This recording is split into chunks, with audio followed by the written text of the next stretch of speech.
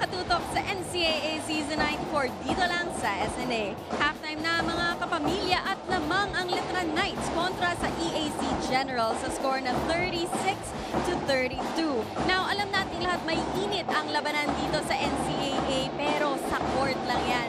In a show of support and unity, pumunta si Coach Frankie sa dugout ng Letran Knights before this game. Ang bitbit niya, donations para kay Jeric Balanza at sa medical bills niya galing sa mga coaches and players ng San Beda Red Lions mula pa noong si Coach Frankie doon. Meron tayong kopya ng letter na dala ni Coach Frankie for Jeric and ang nakasulat dyan, "We join an army of your supportive family, friends, teammates, and fellow ballers who are behind you as you embark in this major battle." Meron din tayong listahan ng mga players na nag-donate. Marami tayong mga familiar names dyan. Nariyan si Garvo Lanete, Baser Amer, Yusei Koga na nakita natin dito na naglalaro sa NCAA just a few years ago. And ang nalikom nilang pera aabot sa malapit ng umabot sa 45,000 pesos. So kung Jeric, nanunood ka ngayon, you should know that the whole league is with you in this battle. So para sa mga nanunood dito sa NCAA, we'd like you to know na mainit man ang ating mga rivalries sa court, sama-sama tayo sa mga pagsubok sa buhay. Magbabalik po ang NCAA Season 94 dito lang sa SNA.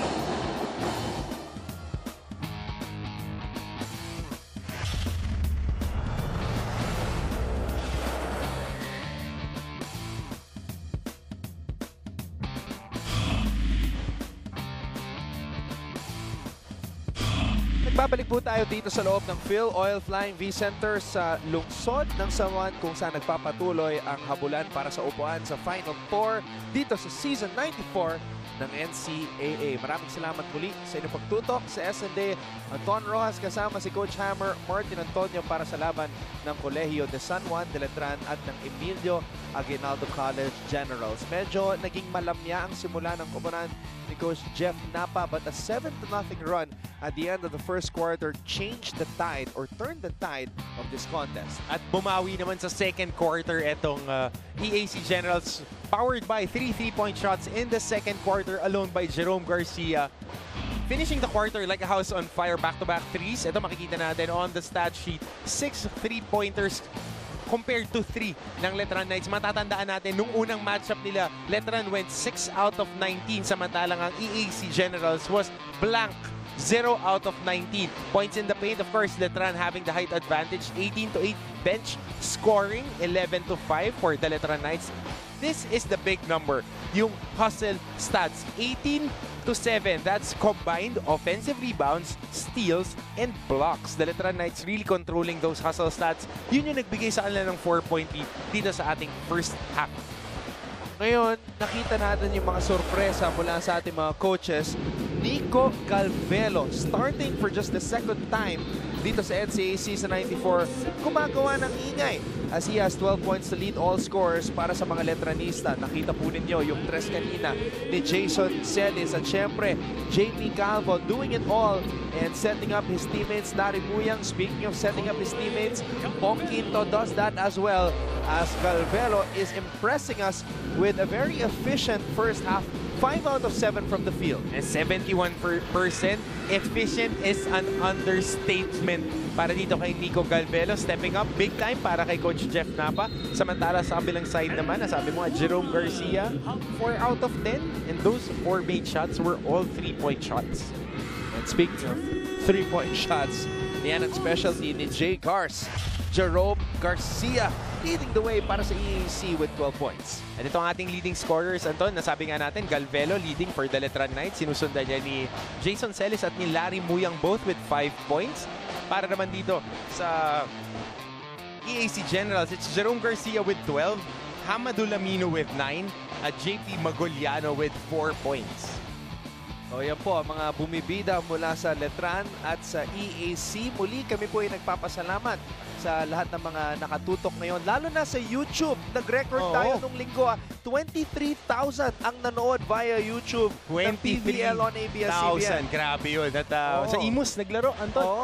PVL. So tuloy tayong suportahan dyan sa ating YouTube channel. Subscribe na sa ABS-CBN Sports. Sa aming pagbabalik, ipagpapatuloy na po namin itong laban sa NCAA Season 94. It is EAC versus Letran right here on SNA.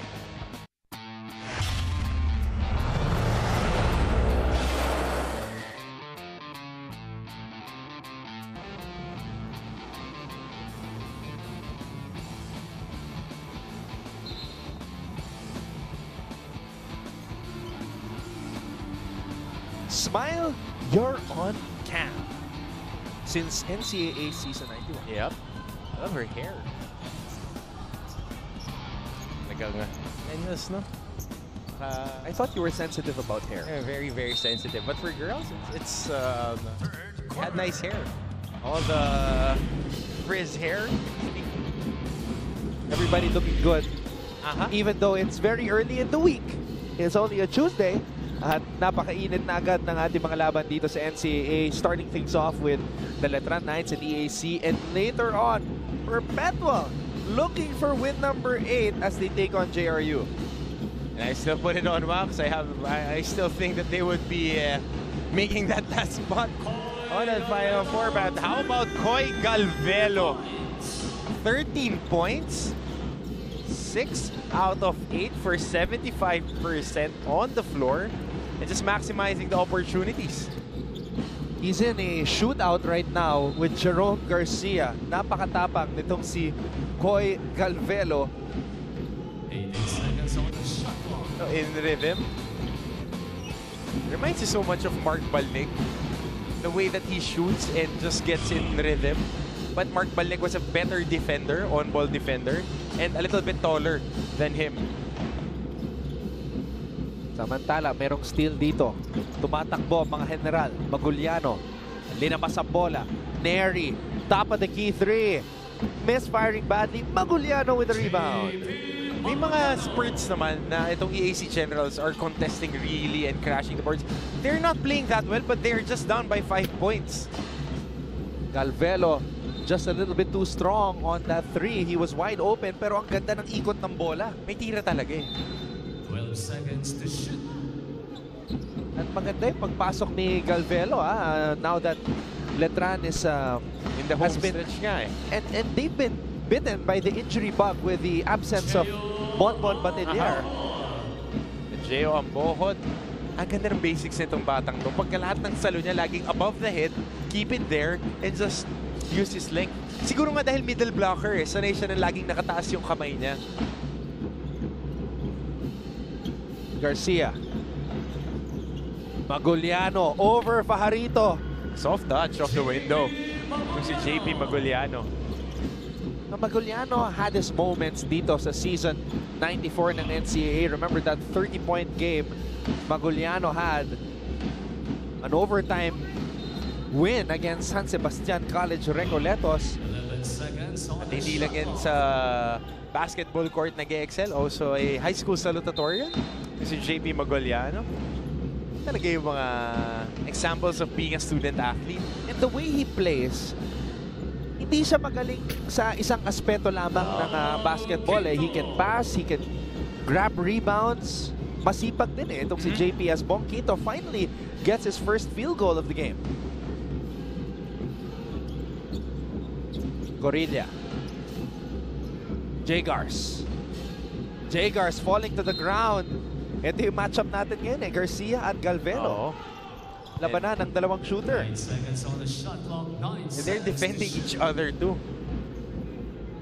Madalas din kami dati ni Magay ganyan eh. Labanan ng dalawang shooter na walang shooting. Magka-practice eh. Lagi mo talagang babalikan dyan, Anton. Being able to play in the oldest collegiate league, the first collegiate league in our country.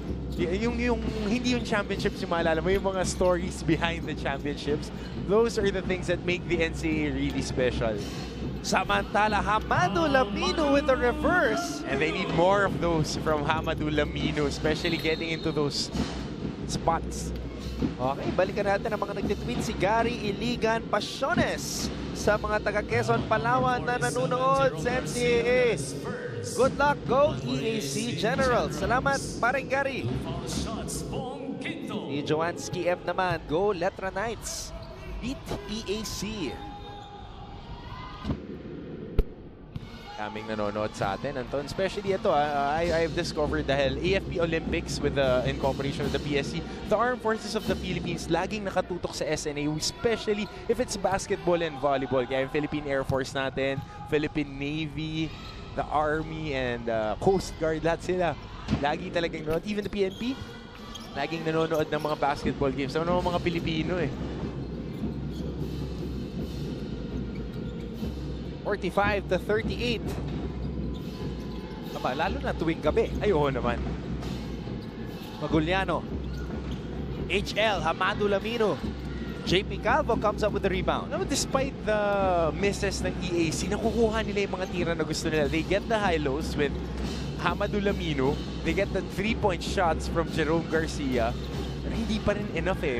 They need to get more out of the other players. Oh, what a pass. What a pass by Jerome Garcia. And Neri with the finish. And how about that look away? And that was the first assist of Jerome Garcia here in this game. A Vivo V11 perfect shot. How about 12 points? 0 assists in the first half. And breaking it. Now with his first assist to Sean Neri. Garcia showing us that even though he's a known scorer, he's a born scorer. He can do other things as well. Na marunong din magluto yan. Naalala mo, nagluto sila ni Siege Tantenko. I think that is check natin kung ano bang undergrad nito ni Jerome Garcia. Last year, nakilala natin ang mga players natin, not just on the court, but off the court as well. Maraming mga talento. As JP Calvo knocks down a 3-pointer. Taking up marketing management, pero pagluluto pa lang hilig nito. And how about the offensive rebounding numbers? Anton, Letran with 12, doubling the production of the EAC Generals. But they are not capitalizing on it. 9-8 lang yung second chance scoring natin. We want to see more out of the Letran Knights. And right now, the Knights are on top, 48-43. We'll be back right here on SNA.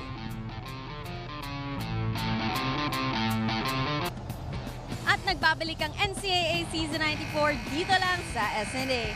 JP Calvo's shooting gets better and better every year. Kwento ni Coach Jeff Napa, he's a guy who leads by example at kung anuman ang maibibigay niya sa team, willing siyang mag-sacrifice para roon. Kwento naman ni JP, wala siyang minimum made shots kapag nag-extra work siya. Ang gusto lang daw niya, go nang go hanggang sa mapagod at maubos. Speaking of guys who lead the team, shoutout nga pala, our friend Borgie Hermida watching right now. Team captain niya ng Red Lions under Coach Frankie Lim, one of the organizers who raised money for Jeric. So kung nakita niyo yung photo that we flashed earlier sa halftime, si Borgie po yung nakatalikod na yan. Borgie, glad to know you're watching our broadcast. Back to you, Anton. At si Borgie, kasama yan sa 18-0. Historic Sanbeda Bago na Red yung tawag Lions sa squad. kanya. Boss Borgie na siya ngayon. Boss Borgie. Boss Borgie. Tingnan mo naman yung polo na suot niya. Nakakaki pa eh. Huli ako nagkaki nung grade school ako eh. Boss Borgie, kasama rin natin last year bilang member ng broadcast team. And now the team manager of the Bataan Risers and the MPBL. Tandang-tanda ko yung kwento ni Borgie. 16-0 yung record ng Knights during that year kasi siyam lang yung teams na kasali sa NCAA. Tapos na-sweep rin nila yung finals. So that's 18-0. The only team in NCAA history to have achieved that type of record. Medyo mahina din kasi yung team nila eh. Medyo mahina. Dave Marcelo, Sudan Daniel, Carbo Lanete, Anjo Karam. Parang 90% of that team nasa pro leagues ngayon eh. Or is involved with basketball. And of course, it's very fitting that Coach Frankie was the coach who stopped that unbeaten run of LBU. As we see Taladua on the break.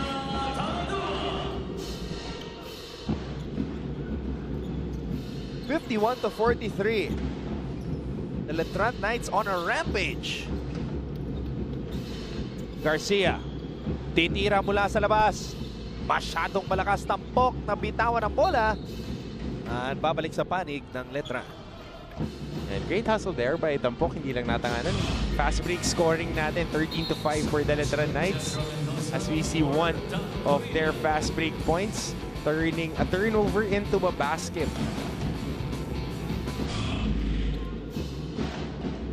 Si Coach Jeff Napa, meron siya mga players na katulad ni Taladua at Mandreza na talagang hindi nauubusan ng energy. Look at Taladua on the drive. Saka ang tawag dyan yung mga pambaragan na player.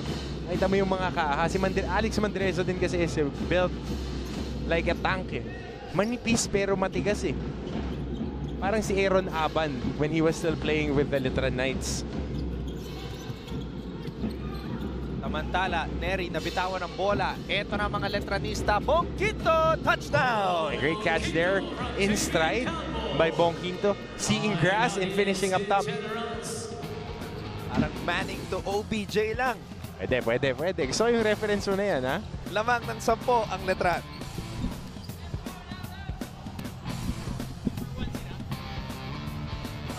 Look at that pass. From the length of the court. Calvo to Quinto. At dagdagan ko yung sinabi mo, parang basic post route. O ayan ha, medyo malalim na yung terminology na yun para dito kay Bongquinto. And he has that athleticism, fast break scoring natin, 15-5. And thank you for this stat. Ating head statistician Bong Docanes. #1 rebounding team ang EAC Generals, 50-3. But right now, being out-rebounded 30-20 by the Letran Knights. Biglang lumaki yung mga Letranista dito sa Season 94 with the arrival of Larry Muyang who bothered that shot. Calvo, right back to Taladua. What a play! What a play by JP Calvo. And Jeremiah Taladua just getting into the spots and finishing. Hindi na niya kailangan ibaba yung bola pagkasalo. Mendoza shooting it over Quinto. Masyadong malakas. Babalik ang bola sa Knights. Calvo. Ihinto. Titira. Bitin.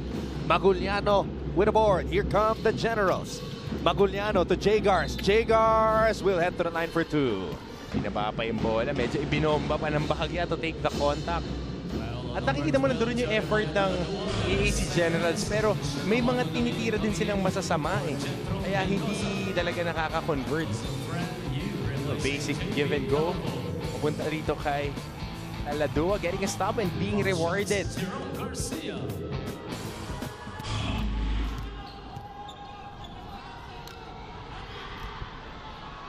First free throw is good for Jerome Garcia as we take a look at HL Hamadu Lamino. Meron ng 2 assist itong si Jerome Garcia.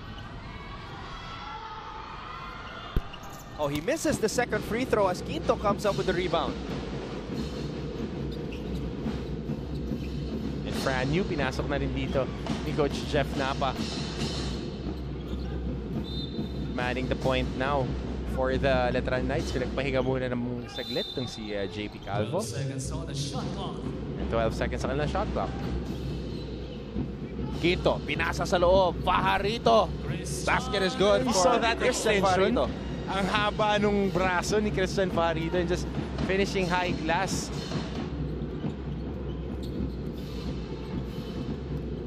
Tampok. Nakabalik agad sa depensa si Bongquinto. Jagars, atake. Jerome Garcia, babalik sa free throw line. Ito yung dapat ginagawa talaga ni Jerome Garcia. Pero tignan muna natin. Tignan mo ito, Anton, ha? One bounce. Look at the length of Christian Fajarito. Mas mataas pa kaysa dun sa braso ni Hamadu Lamino. At dahil kay Bongquinto nang galing yung pasa, mag-triple-double watch na tayo. Bongquinto, 8 points, 6 rebounds, 5 assists. Sa lahat ng mga nakaabang sa kung makaka-triple-double ulit itong si Bongquinto. The first man to tally a triple-double in the NCAA since Giovanni Halalon.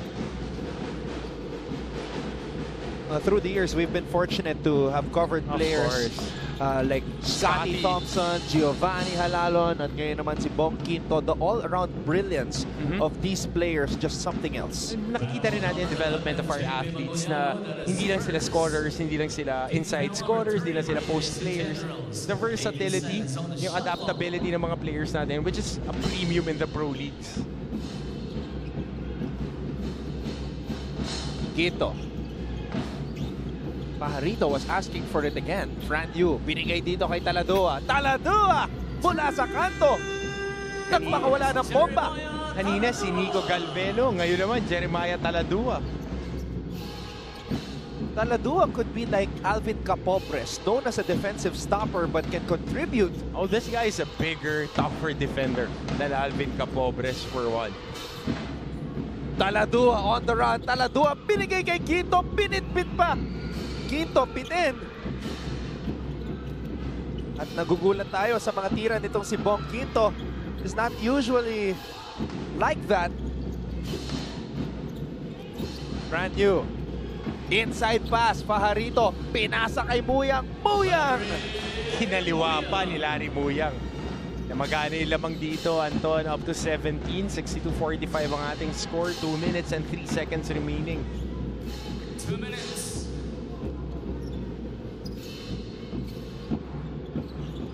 Maguliano, binigay dito kay Garcia. What a game. Well, let's take a look at this pass right here to Jeremiah Taladua. Taladua could also have a career high. Oh, definitely. Oh, look at this pass. Look at this pass by Katulad ng Taladua. binigay sa kanya kanina, hindi lang nga na-convert dito ni Bong Quinto. Ang career high ni Taladua is 14 points. Right on that window to si Jeremiah Taladua. Entering double figures ngayon with 10 points. And we still have a minute and 53 dito sa third quarter at a whole fourth quarter to play in. Neri. Tampok. Driving baseline. Tampok on the reverse. Oh, tinukot pa sa kabila neto ni Enzo Tampok. Getting into the baseline, which is what post coaches don't want you to go do kung ikaw ang nasa depensa. But he makes garbage into goal doon. Tatlong tao na yung nakapayang sa kanya. Brand new mula sa labas. It's raining threes for the Letran Knights, and his teammate Bonbon Batiller, who also came from UE, is happy. And both of them known as scorers. Coming from that UE Red Warriors program, transferring to Moralia. And right now, nagbibigay ng mga quality contributions for Coach Jeff Napa. You. Binalik ang bola dito kay Bong Quinto. Will Quinto be aggressive? 20-8 run right now for the Letran Knights. O Bong Quinto asking for a foul there. Hinampas siya sa braso pero walang tawag ka ating mga referees.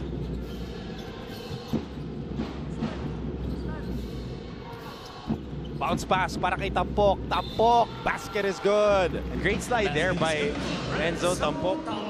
Setting a screen anytime na makakuha ka ng free lane. Kaya tinuturo talaga sa mga big guys. Once you set a ball screen, you dive to the paint. Dahil it's either the guy that you were screening would follow you or makakakuha ka ng libreng driving lane. Just like that. At nagbabalik sa ating laro si CJ Cadua.